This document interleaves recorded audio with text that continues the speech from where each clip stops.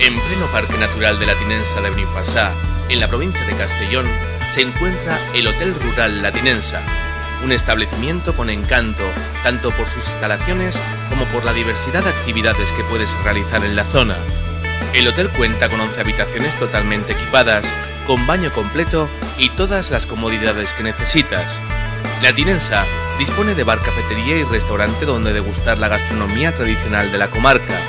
Desde el hotel puedes practicar numerosas actividades al aire libre, como recorrer la montaña en bicicleta, realizar rutas en quads, paseos a caballo o practicar senderismo. En la zona existe una infinidad de rutas senderistas aptas para todos los niveles, desde principiantes hasta expertos.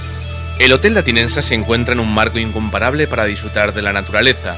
Muy cerca se encuentra el pantano de Ulldecona, al norte de Fredes, donde disfrutar de su agua verde, transparente y rodeada de pinos. Además, en esta zona de Castellón predominan los municipios con historia y con numerosos lugares todavía por descubrir.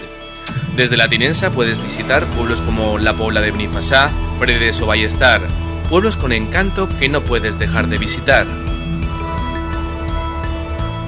En los macizos del Port de Tortosa-Beseit, muy cerca de La Tinensa, destaca su naturaleza virgen. Se trata de un verdadero paraíso con más de 800 kilómetros cuadrados, en el que encontrarás numerosas especies animales autóctonas como la capra hispánica, símbolo del macizo y de estas tierras. Hotel La Tinensa, alojamiento con encanto en un entorno incomparable.